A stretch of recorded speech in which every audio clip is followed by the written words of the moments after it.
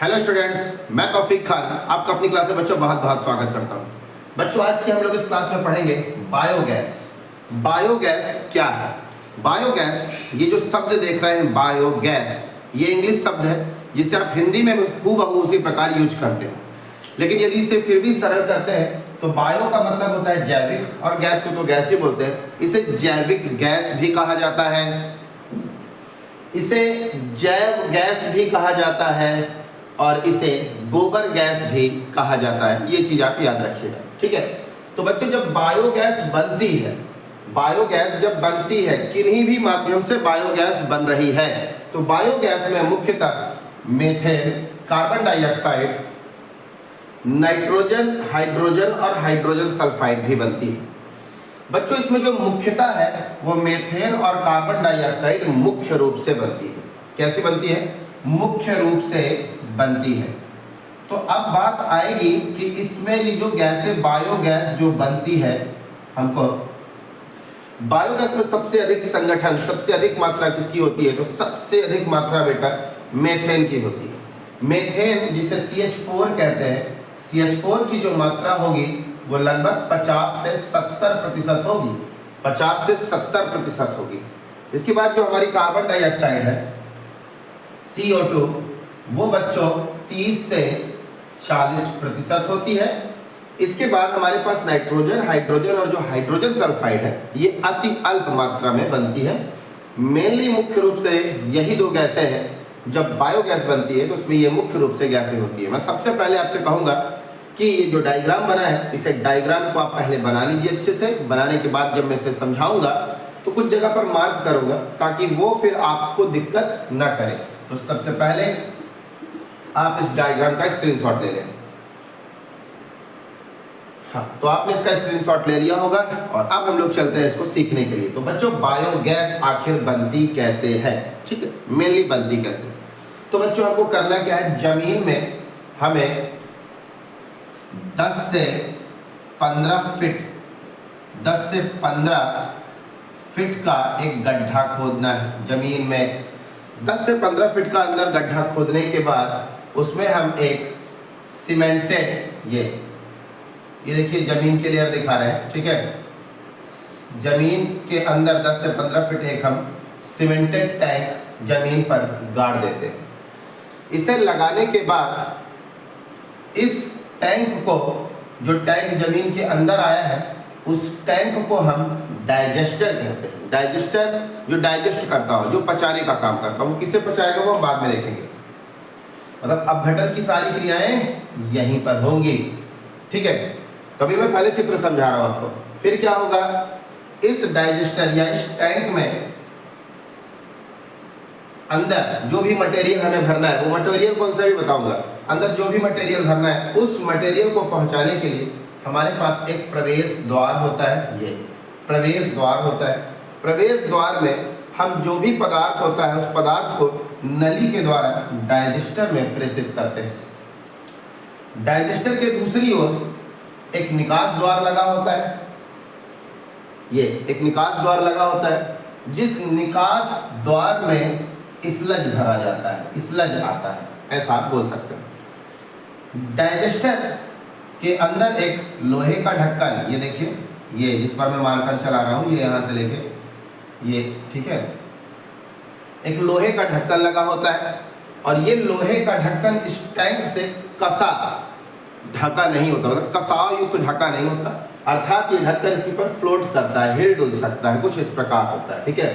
तो बच्चों अभी ये जो जमीन का लेयर है, ये जमीन का लेयर, इस लेयर के ऊपर ही आपको ढक्कन दिखाई दे रहा है, मतलब ढक्कन थोड़ा सा ऊपर फैला हुआ है। जनरली तौर पर जब गैस बनी नहीं होती तो ये ढक्कन बिल्कुल नीचे इसके ऊपर रखा होगा।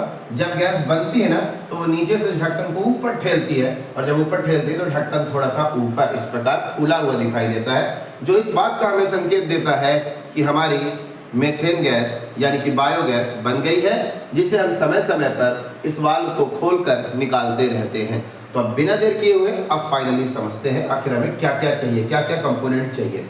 तो बच्चों सबसे पहले मैं आपको बताता हूँ, स्टार्ट करता हूँ।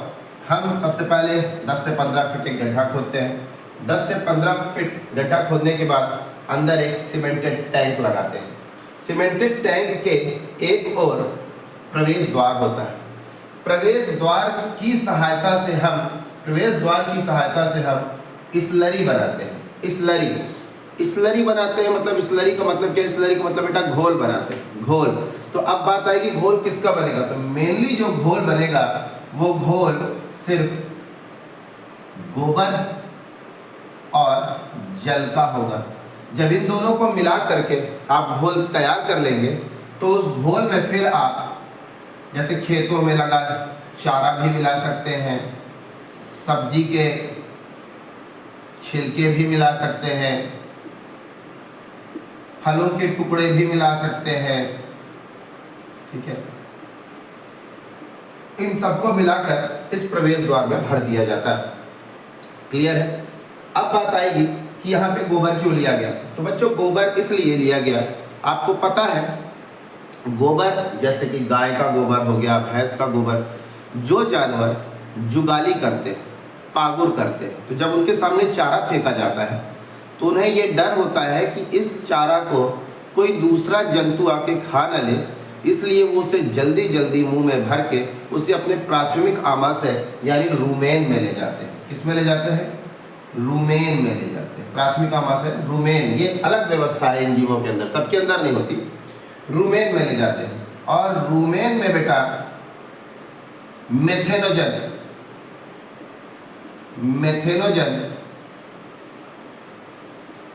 समूह, मेथेन उत्पन्न करने वाला एक सूक्ष्म जीवों का समूह है मेथेनोजन। ध्यान से देखिएगा, मेथेनोजन एक ग्रुप है, एक समूह। और ये जो मेथेनोजन समूह है इसके अंदर मेथेन उत्पन्न करने वाले बैक्टीरिया आते हैं। जैसे वो कौन कौन से बैक्टीरिया है मैं लिखता हूं, जैसे मेथेनो बैक्टीरियम, दूसरा मेथेनो माइक्रोबियम। ये इस प्रकार के सूक्ष्म जीव और भी होते हैं। इस प्रकार के सूक्ष्म जीव जो है वो मेथेनोजन समूह के अंदर शामिल है। और ये मेथेनोजन के ये जो बैक्टीरिया है, ये बैक्टीरिया जुगाली करने वाले जंतुओं के रूमेन में पहले से पाए जाते हैं। और ये जो अपना पोषण करते हैं, ये अपना पोषण मुख्यतः कार्बनिक पदार्थों को प्राप्त करके अपना पोषण प्राप्त करते हैं। तो होता ये है, अगर मैं आपको डेफिनेशन बताऊं बायोगैस की, तो सूक्ष्म जीवों के द्वारा जब सूक्ष्म जीव कार्बनिक पदार्थों का उपयोग करके अपनी वृद्धि व उपरपचयी क्रियाओं को संपन्न करते हैं या पूर्ण करते हैं तो उस दौरान एक गैस बनती है, उसी गैस को बायोगैस कहते हैं। तो जैसे इस डेफिनेशन को मैंने कहा तो उस डेफिनेशन में एक शब्द आया उपपचय। क्या है? उपपचय। उपपचय जीवों के अंदर होने वाली एक प्रकार की रासायनिक क्रिया है जो उपपचय कहलाती है। उपपचय दो प्रकार की होती है, एक होती है उपचय, एक होती है अपचय। उपचय ऐसी क्रियाओं को कहते हैं जिस क्रियाओं में सरल अणुओं से जटिल अणुओं का निर्माण होता है, और अपचय ऐसी क्रियाएं होती हैं जिस क्रिया में जटिल अणुओं से सरल अणुओं का निर्माण होता है। तो ये थी थोड़ी सी उपचय की बात, ठीक है। हाँ, तो हम लोग देख रहे थे, हम लोग क्या बना रहे हैं? गोबर और जल की एकदम घोल स्लरी बना के तैयार कर रहे हैं। अब इस स्लरी को बनाते समय हमने गोबर और जल तो लिया, जब हम घोल तैयार करते हैं तो चारा भी मिलाते हैं, सब्जी के टुकड़े मिलाते हैं, फलों के टुकड़े मिलाते हैं। आखिर इसे क्यों मिलाया गया? तो बेटा देखिए, गोबर मिलाने का मेन कारण ये है कि जब वो जानवर चारा को अंदर लेके जाता है रूमेन में, तो रूमेन में जैसे जाता है तो रूमेन में पहले से मेथेनोजन पाए जाते हैं। वो मेथेनोजन उस चारा में लिपट जाते हैं या मिल जाते हैं। तो वो क्यों मिलते हैं? क्योंकि जो चारा वो अंदर ले रही है, उस चारा वो एक प्लांट सेल है, और प्लांट सेल का अधिकांश भाग जो है वो सेलुलोज का बना होता है। तो उसमें सेलुलोज पाया जाता है, और उसी सेलुलोज, चूंकि सेलुलोज कार्बनिक पदार्थ है, और उन्हीं सेलुलोज का अपघटन करेगा यानी उसे प्राप्त करके अपना पोषण वृद्धि के लिए इस्तेमाल करेगा, वो है मेथेनोजन ग्रुप, ठीक है। तो अब वो जब जाके उसमें चला जाता है, चारा में मिल जाता है, तो फिर वापस कुछ समय के बाद जब चारा खत्म हो जाता है तो वो जानवर उसे फिर से अपने मुंह में वापस लाता है, उसका जुगाली करता रहता है।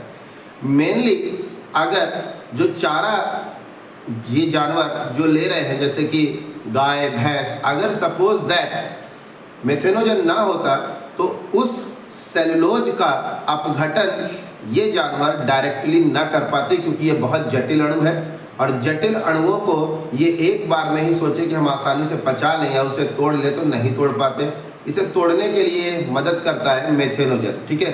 तो जब ये वापस फिर से रूमेन से अपने मुंह पर लेते हैं तो वो जो चारा था, अध कचरा चारा, उस चारे में मेथेनोजन भी आ जाता है, फिर वो उसके मुंह से पूरा उसको अच्छे से चबा चबा के वापस फिर उसको पाचन की ओर ले जाता है। पाचन होने के बाद उसका गोबर बनता है और उस गोबर में भी मेथेनोजन बैक्टीरिया कुछ निकलते हैं, क्योंकि गोबर जो निकला है उस गोबर में अभी भी कुछ ऐसा सेलुलोज है जो अपचित है और अपचित सेलुलोज को पचाने के लिए उस गोबर में मेथेनोजन पाए जाते हैं। तो चूंकि उस मेथेनोजन को हमें प्राप्त करना है इसीलिए हम गोबर लेते हैं, गोबर में मेथेनोजन था इसीलिए, ठीक है। नहीं बाकी अगर सेलुलोज की बात करते तो भैया हम सब्जी वगैरह फलों के टुकड़ों का ही इस्तेमाल कर लेते हैं, क्लियर है।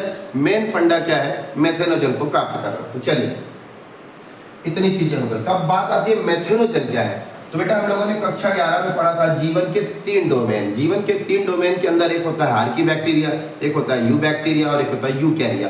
आर्की बैक्टीरिया के अंदर मेथेनोजन समूह रखा गया है, मेथेनोजन समूह रखा गया है। बेटा ये सर्वव्यापी जीवाणु है जो हर जगह, जहां पर जीवन की कल्पना भी आप नहीं कर सकते वहां पर भी ये जीवाणु आपको प्राप्त हो जाएंगे, और जो कि बहुत ही सरल स्वभाव के होते हैं और मानव के लिए उपयोगी होते हैं, मानव को कोई नुकसान पहुंचाते नहीं है, ठीक है। तो हाँ, अब हम लोगों ने क्या किया, अब क्लियर हो गया ना आपको। अब बस मेन फंडे पे आते हैं, क्या क्या करना है बेटा। तो हम क्या करेंगे, एक 10 से 15 फीट गड्ढा खोदेंगे जिसके अंदर एक सीमेंटेड टैंक लगाते हैं। सीमेंटेड टैंक लगाने के बाद उसके एक और एक प्रवेश द्वार रखते हैं या प्रवेश चैम्बर रखते हैं, जिस पर हम गोबर जल मिलाकर एक स्लरी घोल तैयार करते हैं, जिसमें चारा, सब्जियों के छिलके और फलों के टुकड़ों को मिलाकर हम नली के द्वारा उसे डाइजेस्टर पर भेज देते हैं। डाइजेस्टर पर भेजने के बाद अब उस गोबर तथा छिलकों व फलों के टुकड़ों का मेथेनोजन बैक्टीरिया के द्वारा उनका अपघटन होना शुरू हो जाता है, क्योंकि यहाँ पर जब बहुत ज़्यादा मात्रा में सेलुलोज मिल जाता है तो यहाँ पर जितने भी बैक्टीरिया मेथेनोजन के हैं वो पूरी तरीके से उसके सेलुलोज को पाचन करने में अपना काम कर देते हैं। तो मैंने आपको बताया कि सूक्ष्म जीव यानी मेथेनोजन के द्वारा उनकी वृद्धि और उपापचयी क्रियाओं के दौरान जो गैसें बनती हैं वही बायोगैस है। तो यहाँ पर उस सूक्ष्म जीवों अपनी वृद्धि के लिए तथा उपापचयी क्रियाओं के लिए, अपनी उपापचयी क्रियाओं के लिए एक विशेष क्रिया करेंगे या अपने लिए कार्य करेंगे, फलतः मेथेन और व अन्य गैस, मेथेन व अन्य गैस बनेंगी। जैसे जैसे ये गैसें बनने लगेंगी, जो ऊपर का जो ये ढक्कन है वो फ्लोट कर रहा है, तैरता हुआ है, तो जैसे अंदर गैस आएगी तो आने के बाद इसके ऊपर धक्का देगी, प्रेशर देगी, तो ये जो है ऊपर की ओर ढक्कन निकल आएगा। और जब ये ऊपर की ओर ढक्कन निकल आएगा तो हमको ये बातें पता चल जाएंगी कि अब हमारी बायोगैस यानी कि मेथेन गैस बनके तैयार हो गई है, जिसे हम निकास नली पर एक वाल्व लगा होता है, वाल्व को खोलकर इस निकास नली से गैस को हम या तो बड़े टैंक में प्राप्त करेंगे या तो ये नली का संपर्क सीधे हमारे घर की जो रसोई है, चूल्हा है, उस पे जाके फिट होगा और हम समय समय पर जला के अपने भोजन को बनाते रहेंगे। तो ये था आपका तरीका। दूसरी बात, जब गैस बन चुकी होगी, जब गैस बन चुकी होगी तो इसका मतलब यहाँ के सूक्ष्म जीव लगातार इसका अपघटन कर चुके होंगे, तो एक ऐसा समय आएगा कि इसका सेलुलोज खत्म हो रहा होगा। तो ये जब इसके अंदर सेलुलोज खत्म हो रहा होगा तो ये जो शेष पदार्थ रह गया जो अनुपयोगी है, इस पदार्थ को हम दूसरे चैम्बर पर इकट्ठा कर लेते हैं और उस चैम्बर में इकट्ठा हो रहे पदार्थ को स्लज कहते हैं, जो एक प्रकार का अपशिष्ट पदार्थ है। और इन अपशिष्ट पदार्थों को हम निकाल कर खेत में डालकर खेत को उपजाऊ बनाने का कार्य खाद के रूप में इसका प्रयोग कर लेते हैं। और फिर से और हमको चूंकि बनाते रहना है गैस, तो फिर से हम गोबर जल इन सभी को उस पर मिला करके प्रोसेस करते रहते हैं और ये हमारी क्रिया होती रहती है। उम्मीद है कि आपको क्लास समझ में आई होगी। धन्यवाद।